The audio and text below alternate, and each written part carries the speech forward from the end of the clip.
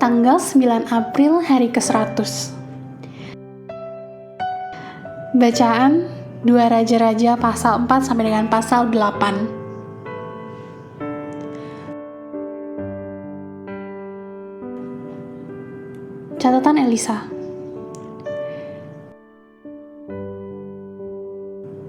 Garis besar, Elisa hamba Tuhan dengan mujizat yang hebat melakukan tidak kurang dari 9 mujizat pada bagian bacaan hari ini.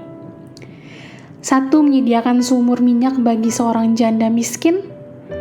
2. Memberikan kehidupan baru kepada seorang anak lelaki yang mati. 3. Membuat racun rebus tidak berbahaya. 4. Melipat gandakan roti untuk orang lapar. 5. Menyembuhkan pemimpin tentara kusta. 6. Membuat kepala kapak menentang hukum gravitasi. 7. Membaca pikiran seorang raja musuh. 8. Membuka mata seorang hamba untuk melihat tentara malaikat Tuhan. 9. Dan membutakan mata musuh sehingga mereka tidak melihat pria yang mereka cari, yaitu Elisa sendiri. Dalam setiap kasus di mana kuasa Tuhan bekerja pada setiap individu, menunjukkan kesiapan Allah untuk melakukan pekerjaan yang sama pada bangsa yang dibentuknya sendiri.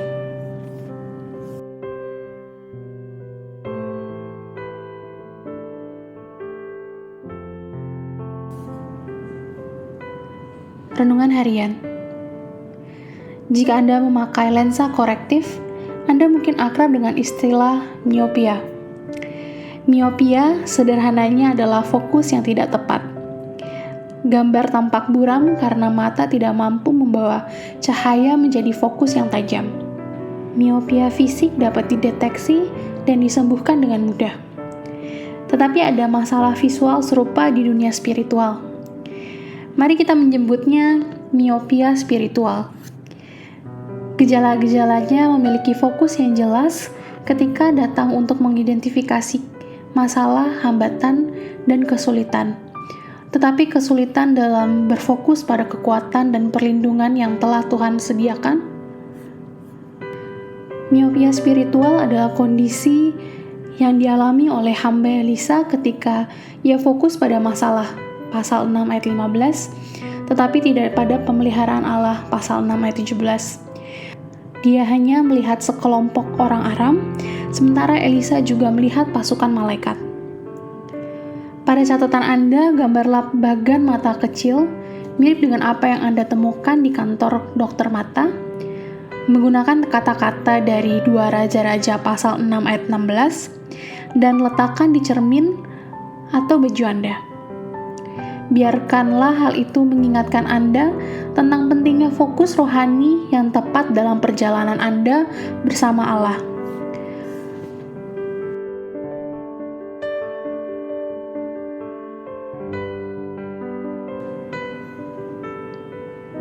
Bukan kegelapan yang menghalangi visi Anda antara Anda dan Allah.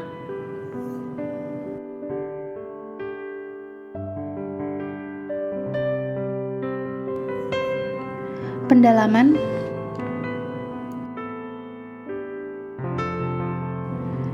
Ditolak di kampung halaman, diterima di luar negeri. 2 Raja-Raja pasal 5 ayat 14. Naaman memiliki 3 hal yang buruk di mata orang Israel. Dia adalah seorang penderita kusta, dia adalah orang asing, dan dia adalah musuh yang menindas. Pasal 5 ayat 1. Namun, Elisa yang ditolak oleh Raja Israel mengasihani dia, pasal 5 ayat 14. Yesus menggunakan Naaman sebagai contoh dalam khotbahnya di sinagognya di kampung halamannya. Reaksi apa yang dia dapatkan? Anda dapat menemukan jawabannya dalam Lukas pasal 4 ayat 27-30.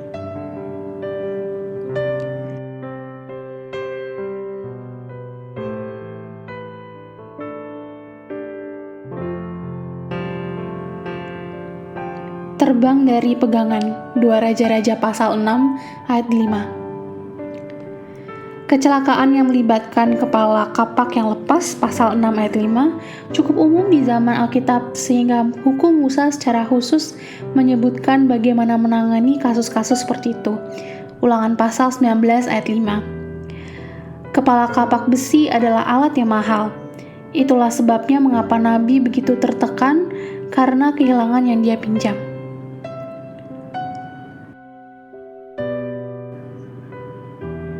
Amin. Tuhan Yesus memberkati.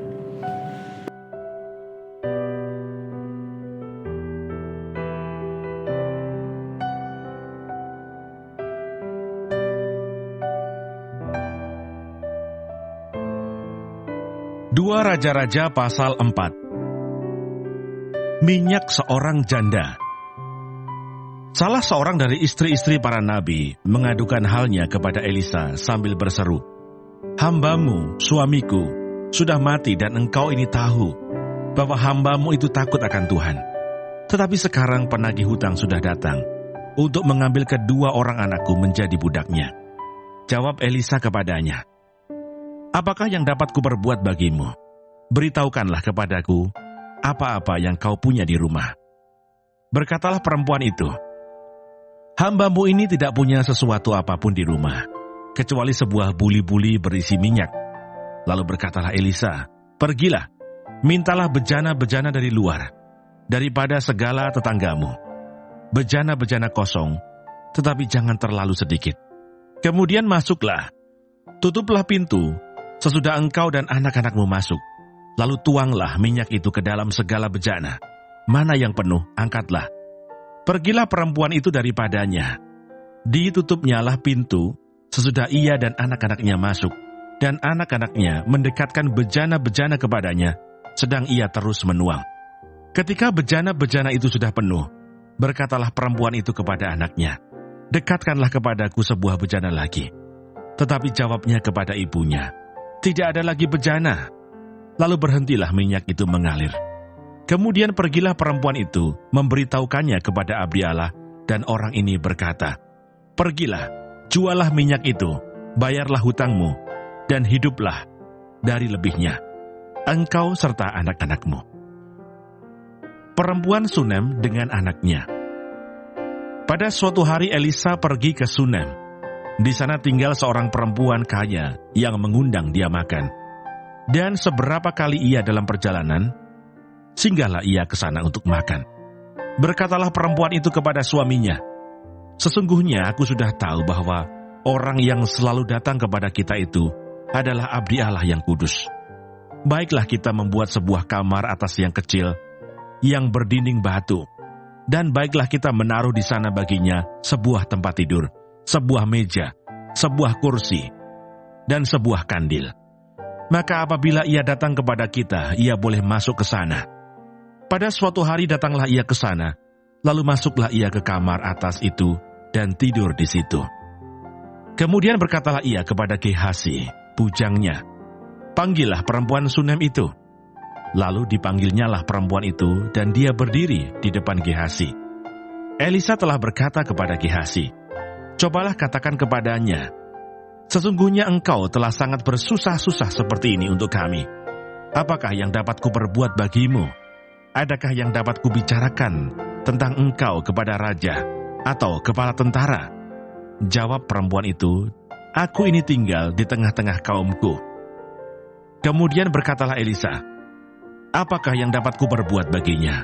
Jawab Gehasi, "Ia tidak mempunyai anak dan suaminya sudah tua." Lalu berkatalah Elisa, "Panggillah dia." Dan sesudah dipanggilnya, berdirilah perempuan itu di pintu. Berkatalah Elisa, "Pada waktu seperti ini juga tahun depan, engkau ini akan menggendong seorang anak laki-laki." Tetapi jawab perempuan itu, "Janganlah tuanku, ya abdi Allah, janganlah berdusta kepada hambamu ini." Mengandunglah perempuan itu, lalu melahirkan seorang anak laki-laki pada waktu seperti itu juga, pada tahun berikutnya, seperti yang dikatakan Elisa kepadanya. Setelah anak itu menjadi besar, pada suatu hari keluarlah ia mendapatkan ayahnya di antara penyapit-penyapit gandum. Tiba-tiba menjeritlah ia kepada ayahnya, "Aduh, kepalaku, kepalaku!" Lalu kata ayahnya kepada seorang bujang, "Angkatlah dia dan bawa kepada ibunya." Diangkatnyalah dia, dibawanya pulang kepada ibunya.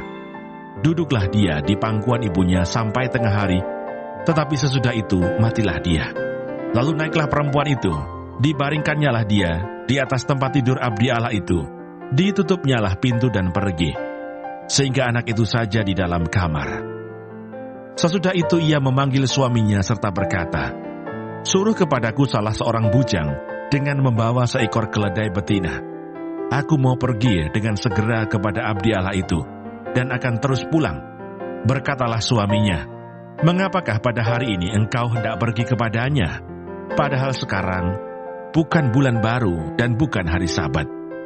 Jawab perempuan itu, "Jangan khawatir." Dipelanainyalah keledai itu dan berkatalah ia kepada bujangnya, "Tuntunlah dan majulah, jangan tahan-tahan aku dalam perjalananku, kecuali apabila aku katakan kepadamu." Demikianlah perempuan itu berangkat dan pergi kepada abdi Allah di Gunung Karmel. Segera sesudah abdi Allah itu melihat dia dari jauh, berkatalah ia kepada Gehasi bujangnya, "Lihat, perempuan Sunem itu datang."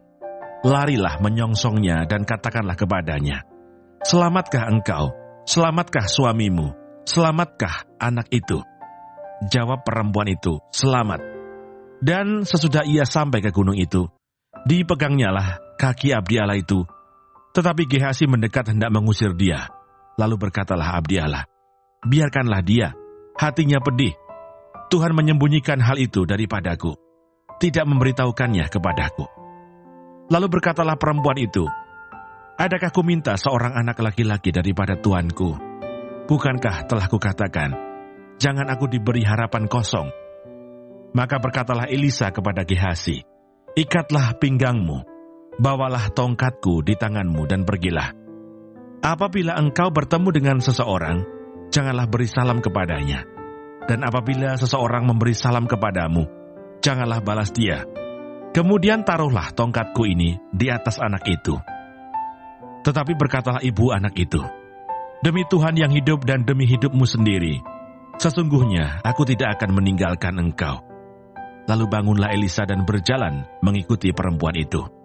Adapun Gehasi telah berjalan mendahului mereka dan telah menaruh tongkat di atas anak itu, tetapi tidak ada suara dan tidak ada tanda hidup. Lalu kembalilah ia menemui Elisa serta memberitahukan kepadanya, katanya, "Anak itu tidak bangun." Dan ketika Elisa masuk ke rumah, ternyata anak itu sudah mati dan terbaring di atas tempat tidurnya. Sesudah ia masuk, ditutupnyalah pintu, sehingga ia sendiri dengan anak itu di dalam kamar. Kemudian berdoalah ia kepada Tuhan.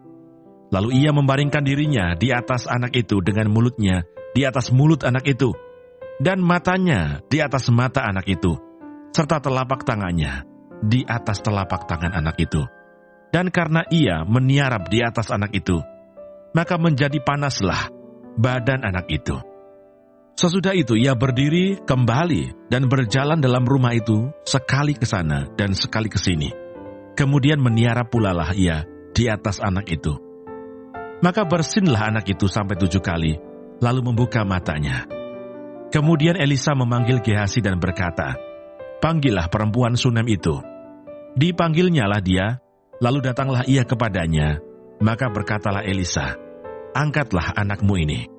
Masuklah perempuan itu, lalu tersungkur di depan kaki Elisa dan sujud menyembah dengan mukanya sampai ke tanah. Kemudian diangkatnyalah anaknya, lalu keluar. Maut dalam kuali. Elisa kembali ke Gilgal pada waktu ada kelaparan di negeri itu. Dan ketika pada suatu kali, rombongan nabi duduk di depannya, berkatalah ia kepada bujangnya, "Taruhlah kuali yang paling besar di atas api, dan masaklah sesuatu makanan bagi rombongan nabi itu." Lalu keluarlah seorang dari mereka ke ladang untuk mengumpulkan sayur-sayuran. Ia menemui pohon sulur-suluran liar dan memetik daripadanya labu liar, serangkul penuh dalam jubahnya. Sesudah ia pulang, teruslah ia mengiris-ngirisnya ke dalam kuali masakan tadi, sebab mereka tidak mengenalnya. Kemudian dicedoklah dari masakan tadi bagi orang-orang itu untuk dimakan, dan segera sesudah mereka memakannya, Berteriaklah mereka serta berkata, "Maut ada dalam kuali itu, hai abdi Allah, dan tidak tahan mereka memakannya." Tetapi berkatalah Elisa, "Ambillah tepung." Dilemparkannyalah itu ke dalam kuali serta berkata, "Cedoklah sekarang bagi orang-orang ini, supaya mereka makan." Maka tidak ada lagi sesuatu bahaya dalam kuali itu. Memberi makan 100 orang. Datanglah seseorang dari Baal Salisa dengan membawa bagi abdi Allah roti hulu hasil, yaitu 20 roti jelai serta gandum baru dalam sebuah kantong. Lalu berkatalah Elisa, "Berilah itu kepada orang-orang ini supaya mereka makan." Tetapi pelayannya itu berkata, "Bagaimanakah aku dapat menghidangkan ini di depan 100 orang?" Jawabnya, "Berikanlah kepada orang-orang itu supaya mereka makan. Sebab beginilah firman Tuhan, orang akan makan, bahkan akan ada sisanya." Lalu dihidangkannyalah di depan mereka, maka makanlah mereka dan ada sisanya, sesuai dengan firman Tuhan. 2 Raja-Raja pasal 5. Naaman disembuhkan. Naaman, panglima Raja Aram, adalah seorang terpandang di hadapan tuannya dan sangat disayangi, sebab oleh dia Tuhan telah memberikan kemenangan kepada orang Aram. Tetapi orang itu, seorang pahlawan tentara, sakit kusta. Orang Aram pernah keluar bergerombolan dan membawa tertawan seorang anak perempuan dari negeri Israel. Ia menjadi pelayan pada istri Naaman. Berkatalah gadis itu kepada nyonyanya, "Sekiranya tuanku menghadap nabi yang di Samaria itu, maka tentulah nabi itu akan menyembuhkan dia dari penyakitnya." Lalu pergilah Naaman memberitahukan kepada tuannya, katanya, "Begini-beginilah dikatakan oleh gadis yang dari negeri Israel itu." Maka jawab Raja Aram, "Baik, pergilah, dan aku akan mengirim surat kepada Raja Israel." Lalu pergilah Naaman dan membawa sebagai persembahan 10 talenta perak dan 6.000 shikal emas dan 10 potong pakaian. Ia menyampaikan surat itu kepada Raja Israel yang berbunyi, "Sesampainya surat ini kepadamu, maklumlah kiranya bahwa aku menyuruh kepadamu Naaman pegawaiku, supaya engkau menyembuhkan dia dari penyakit kustanya." Segera sesudah Raja Israel membaca surat itu, dikoyakkannyalah pakaiannya serta berkata, "Allahkah aku ini yang dapat mematikan dan menghidupkan, sehingga orang ini mengirim pesan kepadaku, supaya kusembuhkan seorang dari penyakit kustanya? Tetapi sesungguhnya, perhatikanlah dan lihatlah, ia mencari gara-gara terhadap aku." Segera sesudah didengar Elisa, abdi Allah itu, bahwa Raja Israel mengoyakkan pakaiannya, dikirimnyalah pesan kepada Raja bunyinya, "Mengapa engkau mengoyakkan pakaianmu? Biarlah ia datang kepadaku, supaya ia tahu bahwa ada seorang nabi di Israel." Kemudian datanglah Naaman dengan kudanya dan keretanya, lalu berhenti di depan pintu rumah Elisa. Elisa menyuruh seorang suruhan kepadanya mengatakan, "Pergilah mandi 7 kali dalam sungai Yordan, maka tubuhmu akan pulih kembali, sehingga engkau menjadi tahir."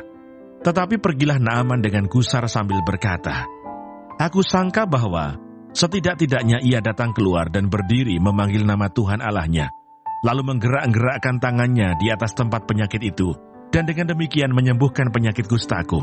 Bukankah Abana dan Parpar, sungai-sungai Damsyik, lebih baik dari segala sungai di Israel? Bukankah aku dapat mandi di sana dan menjadi tahir?" Kemudian berpalinglah ia dan pergi dengan panas hati. Tetapi pegawai-pegawainya datang mendekat serta berkata kepadanya, "Bapak, seandainya nabi itu menyuruh perkara yang sukar kepadamu, bukankah Bapak akan melakukannya? Apalagi sekarang ia hanya berkata kepadamu, 'Mandilah dan engkau akan menjadi tahir.' Maka turunlah ia membenamkan dirinya 7 kali dalam sungai Yordan, sesuai dengan perkataan abdi Allah itu. Lalu pulihlah tubuhnya kembali seperti tubuh seorang anak, dan ia menjadi tahir. Kemudian kembalilah ia dengan seluruh pasukannya kepada abdi Allah itu. Setelah sampai, tampillah ia ke depan Elisa dan berkata, 'Sekarang aku tahu bahwa di seluruh bumi tidak ada Allah kecuali di Israel. Karena itu terimalah kiranya suatu pemberian dari hambamu ini.' Tetapi Elisa menjawab, 'Demi Tuhan yang hidup, yang di hadapannya aku menjadi pelayan.' Sesungguhnya aku tidak akan menerima apa-apa. Dan walaupun Naaman mendesaknya supaya menerima sesuatu, ia tetap menolak. Akhirnya berkatalah Naaman, "Jikalau demikian, biarlah diberikan kepada hambamu ini tanah sebanyak muatan sepasang bagal. Sebab hambamu ini tidak lagi akan mempersembahkan korban bakaran atau korban sembelihan kepada Allah lain, kecuali kepada Tuhan. Dan kiranya Tuhan mengampuni hambamu ini dalam perkara yang berikut. Apabila tuanku masuk ke kuil Rimon untuk sujud menyembah di sana, dan aku menjadi pengapitnya, sehingga aku harus ikut sujud menyembah dalam kuil Rimon itu, kiranya Tuhan mengampuni hambamu ini dalam hal itu." Maka berkatalah Elisa kepadanya, "Pergilah dengan selamat." Setelah Naaman berjalan tidak berapa jauh daripadanya, berpikirlah Gehasi, bujang Elisa abdi Allah, "Sesungguhnya tuanku terlalu menyegani Naaman, orang Aram ini, dengan tidak menerima persembahan yang dibawanya. Demi Tuhan yang hidup, sesungguhnya aku akan berlari mengejar dia dan akan menerima sesuatu daripadanya." Lalu Gehasi mengejar Naaman dari belakang. Ketika Naaman melihat ada orang berlari-lari mengejarnya, turunlah ia dengan segera dari atas kereta untuk mendapatkan dia dan berkata, "Selamat." Jawabnya, "Selamat. Tuanku Elisa menyuruh aku mengatakan, baru saja datang kepadaku 2 orang muda dari pegunungan Efraim, dari antara rombongan nabi. Baiklah, berikan kepada mereka setalenta perak dan 2 potong pakaian." Naaman berkata, "Silakan, ambillah 2 talenta." Naaman mendesak dia dan membungkus 2 talenta perak dalam 2 pundi-pundi dan 2 potong pakaian, lalu memberikannya kepada 2 bujangnya. Mereka ini mengangkut semuanya di depan Gehasi. Setelah mereka sampai ke bukit, disambutnyalah dari tangan mereka, disimpannya di rumah, dan disuruhnya kedua orang itu pergi. Maka pergilah mereka. Baru saja Gehasi masuk dan tampil ke depan tuannya. Berkatalah Elisa kepadanya, "Dari mana, Gehasi?" Jawabnya, "Hambamu ini tidak pergi kemana-mana." Tetapi kata Elisa kepadanya, "Bukankah hatiku ikut pergi ketika orang itu turun dari atas keretanya mendapatkan engkau? Maka sekarang engkau telah menerima perak dan dengan itu dapat memperoleh kebun-kebun, kebun zaitun, kebun anggur, kambing domba, lembu sapi, budak laki-laki dan budak perempuan. Tetapi penyakit kusta Naaman akan melekat kepadamu dan kepada anak cucumu untuk selama-lamanya." Maka keluarlah Gehasi dari depannya dengan kena kusta, putih seperti salju. 2 Raja-Raja pasal 6. Kapak timbul mengapung. Pada suatu hari berkatalah rombongan nabi kepada Elisa, "Cobalah lihat, tempat tinggal kami di dekatmu ini adalah terlalu sesak bagi kami. Baiklah kami pergi ke sungai Yordan dan masing-masing mengambil 1 balok dari sana, supaya kami membuat tempat tinggal untuk kami." Jawab Elisa, "Pergilah." Lalu berkatalah seorang, "Silakan, ikutlah dengan hamba-hambamu ini." Jawabnya, "Baik, aku akan ikut." Maka ikutlah ia dengan mereka. Setelah mereka sampai di sungai Yordan, mereka pun menebang pohon-pohon. Dan terjadilah, ketika seorang sedang menumbangkan sebatang pohon, jatuhlah mata kapaknya ke dalam air. Lalu berteriak-teriaklah ia, "Wahai tuanku, itu barang pinjaman." Tetapi berkatalah abdi Allah, "Kemana jatuhnya?" Lalu orang itu menunjukkan tempat itu kepadanya. Kemudian Elisa memotong sepotong kayu, lalu dilemparkannya ke sana. Maka timbullah mata kapak itu dibuatnya. Lalu katanya, "Ambillah." Orang itu mengulurkan tangannya dan mengambilnya. Tindakan Elisa dalam peperangan melawan Aram. Raja negeri Aram sedang berperang melawan Israel. Ia berunding dengan pegawai-pegawainya, lalu katanya, "Ke tempat ini dan itu haruslah kamu turun menghadang." Tetapi abdi Allah menyuruh orang kepada Raja Israel mengatakan, "Awas, jangan lewat dari tempat itu, sebab orang Aram sudah turun menghadang ke sana." Sebab itu Raja Israel menyuruh orang-orang ke tempat yang disebutkan abdi Allah kepadanya. Demikianlah Elisa memperingatkan kepadanya, supaya berawas-awas di sana, bukan sekali 2 kali saja. Lalu mengamuklah hati Raja Aram tentang hal itu. Maka dipanggilnyalah pegawai-pegawainya, katanya kepada mereka, Tidakkah dapat kamu memberitahukan kepadaku, siapa dari kita memihak kepada Raja Israel? Tetapi berkatalah salah seorang pegawainya, tidak tuanku Raja, melainkan Elisa, nabi yang di Israel. Dialah yang memberitahukan kepada Raja Israel tentang perkataan yang diucapkan oleh tuanku di kamar tidurmu. Berkatalah Raja, pergilah melihat di mana dia, supaya aku menyuruh orang menangkap dia. Lalu diberitahukanlah kepadanya, dia ada di Dotan. Maka dikirimnyalah ke sana kuda serta kereta dan tentara yang besar. Sampailah mereka pada waktu malam, lalu mengepung kota itu. Ketika pelayan abdi Allah bangun pagi-pagi dan pergi keluar, maka tampaklah suatu tentara dengan kuda dan kereta ada di sekeliling kota itu. Lalu berkatalah bujangnya itu kepadanya, celaka tuanku, apakah yang akan kita perbuat? Jawabnya, jangan takut, sebab lebih banyak yang menyertai kita daripada yang menyertai mereka.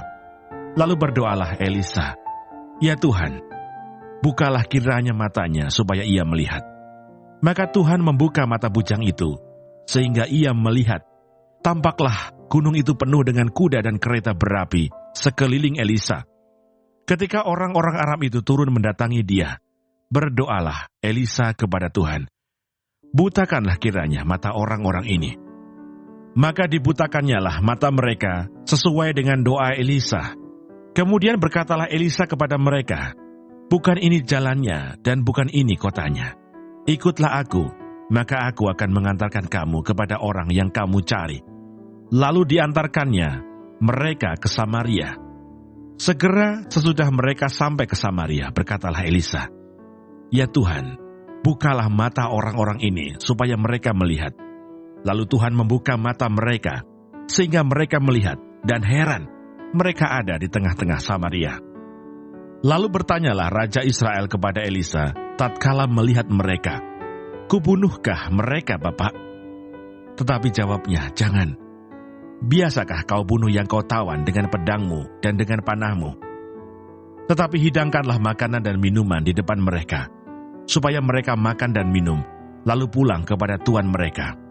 Disediakannyalah bagi mereka jamuan yang besar, maka makan dan minumlah mereka. Sesudah itu dibiarkannyalah mereka pulang kepada tuan mereka.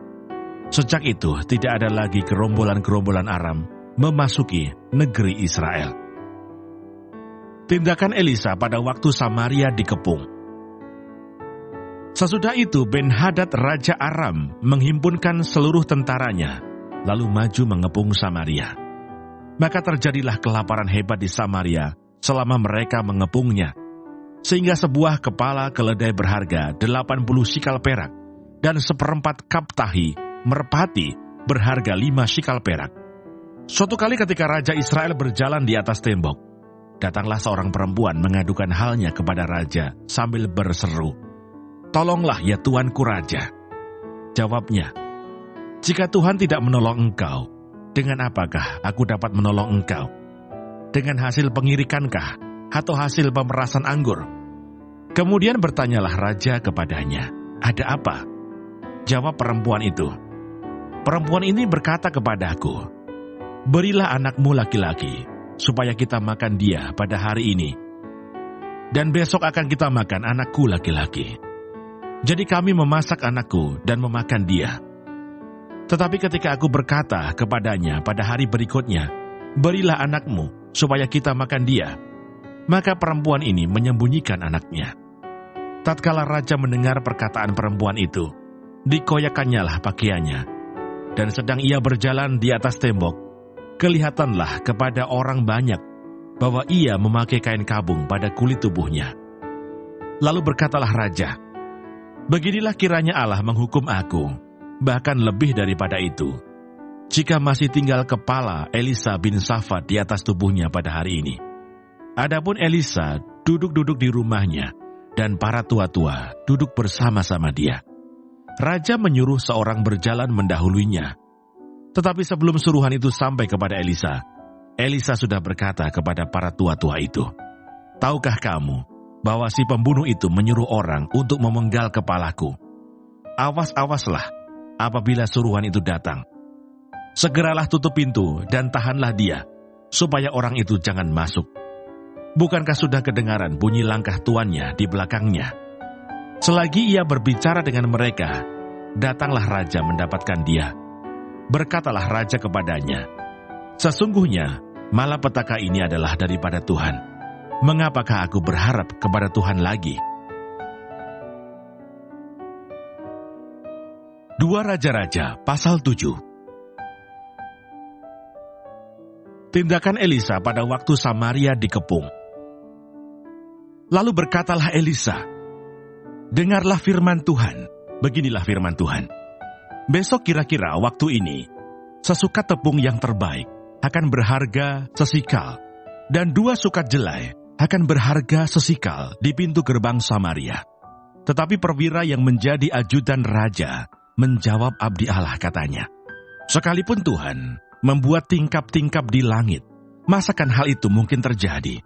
Jawab abdi Allah, "Sesungguhnya engkau akan melihatnya dengan matamu sendiri, tetapi tidak akan makan apa-apa daripadanya." 4 orang yang sakit kusta ada di depan pintu gerbang. Berkatalah yang seorang kepada yang lain, "Mengapakah kita duduk-duduk di sini sampai mati? Jika kita berkata, 'Baiklah kita masuk ke kota,' padahal dalam kota ada kelaparan, kita akan mati di sana. Dan jika kita tinggal di sini, kita akan mati juga. Jadi sekarang, marilah kita menyeberang ke perkemahan tentara Aram.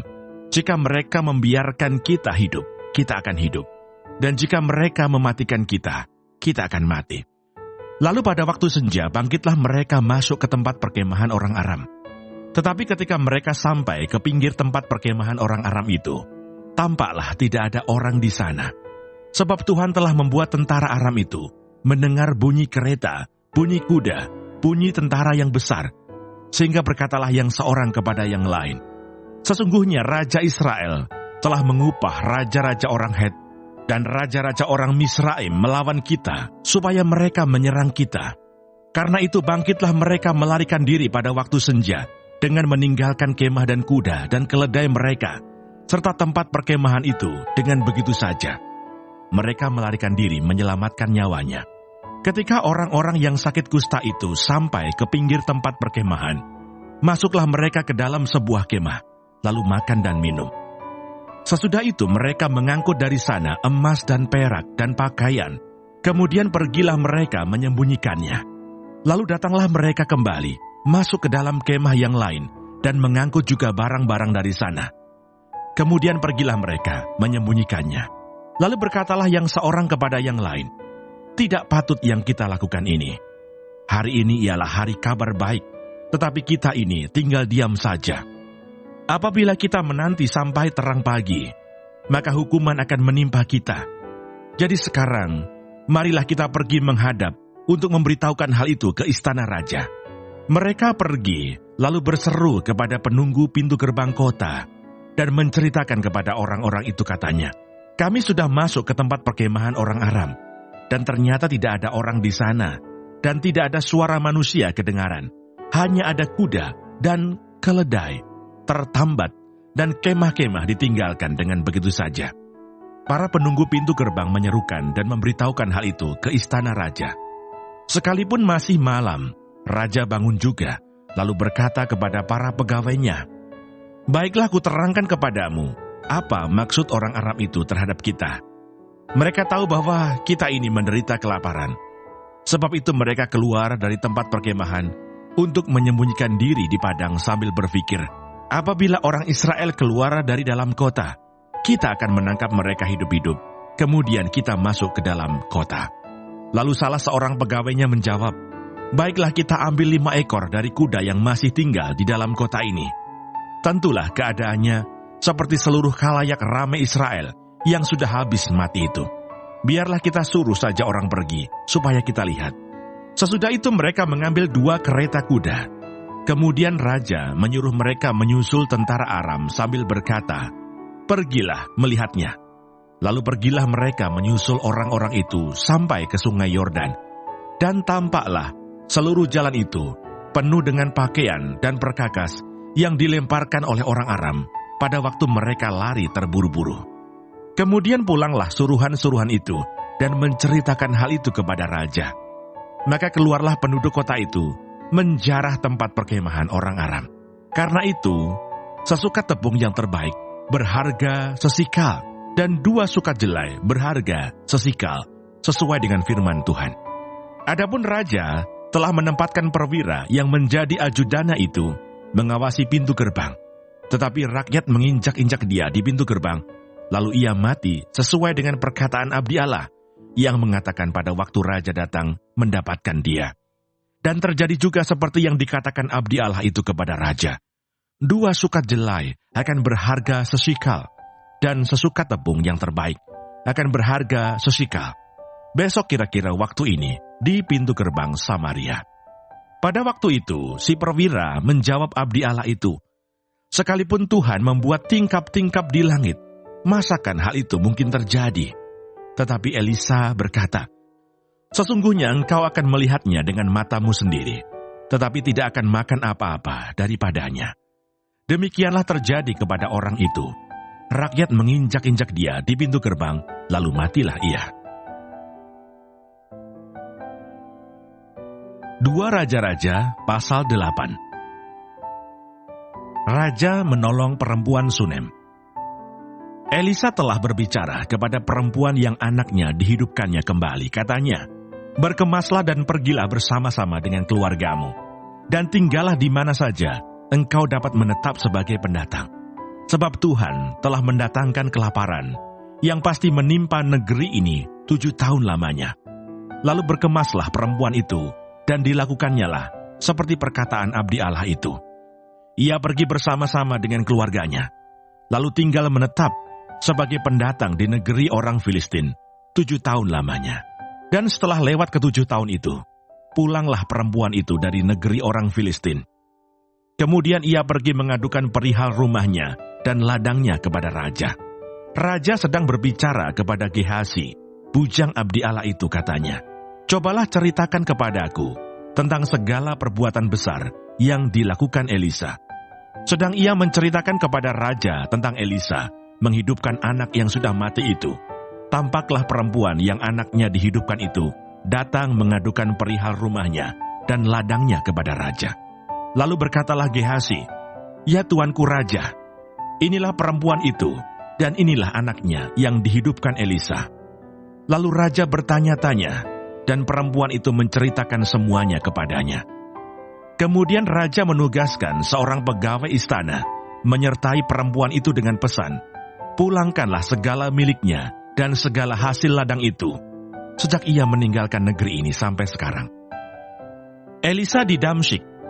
Elisa masuk ke Damsyik, dan pada waktu itu Ben-Hadad Raja Aram sedang sakit. Ketika dikabarkan kepada raja, "Sudah datang abdi Allah kemari," berkatalah ia kepada Hazael, "Ambillah persembahan, pergilah menyongsong abdi Allah itu, dan mintalah petunjuk Tuhan dengan perantaraannya. Sembuhkah aku dari penyakit ini?" Lalu pergilah Hazael menyongsong dia. Diambilnyalah persembahan berupa segala barang yang indah-indah dari Damsyik, sebanyak muatan 40 ekor unta. Sesudah sampai, tampillah ia ke depan Elisa dan berkata, "Anakmu Ben-Hadad Raja Aram menyuruh aku menanyakan kepadamu, apakah aku akan sembuh dari penyakit ini?" Jawab Elisa kepadanya, "Pergilah, katakanlah kepadanya, pastilah engkau sembuh. Namun demikian Tuhan telah memperlihatkan kepadaku bahwa ia pasti mati dibunuh." Elisa menatap dengan lama ke depan, lalu menangislah abdi Allah itu. Hazael berkata, "Mengapa tuanku menangis?" Jawab Elisa, "Sebab aku tahu bagaimana malapetaka yang akan kau lakukan kepada orang Israel. Kotanya yang berkubu akan kau campakkan ke dalam api. Tarunanya akan kau bunuh dengan pedang. Bayinya akan kau remukkan, dan perempuannya yang mengandung akan kau belah." Sesudah itu berkatalah Hazael, "Tetapi apakah hambamu ini yang tidak lain dari anjing saja, sehingga ia dapat melakukan hal sehebat itu?" Jawab Elisa, "Tuhan telah memperlihatkan kepadaku bahwa engkau akan menjadi raja atas Aram." Lalu ia pergi dan meninggalkan Elisa. Dan setelah ia sampai kepada tuannya, berkatalah raja kepadanya, "Apakah dikatakan Elisa kepadamu?" Jawabnya, "Ia berkata kepadaku bahwa pastilah engkau sembuh." Tetapi keesokan harinya, Ia mengambil sehelai selimut yang telah dicelupkannya ke dalam air dan membentangkannya ke atas muka raja. Jadi matilah raja, dan Hazael menjadi raja menggantikan dia. Yoram Raja Yehuda. Dalam tahun kelima zaman Yoram, anak Ahab Raja Israel, pada waktu itu Yosafat adalah Raja Yehuda. Yoram, anak Yosafat Raja Yehuda, menjadi raja.